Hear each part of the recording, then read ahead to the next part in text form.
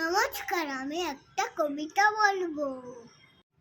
কবিতার নাম বাবুরাম ঠাকুরে। লিখেছেন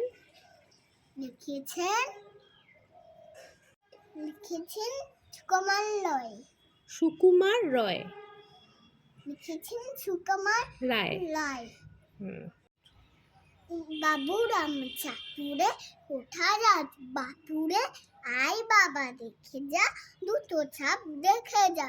সেই ছাপ জ্যান্ত, যেসব হেঁচক নেই, ঠিক নেই, নাক নেই, ছোটে মার্ক হাঁটে না, কাউ খেতে খাতে না, নেই কোনো উৎপাত, খায় শুধু দুধ ভাত।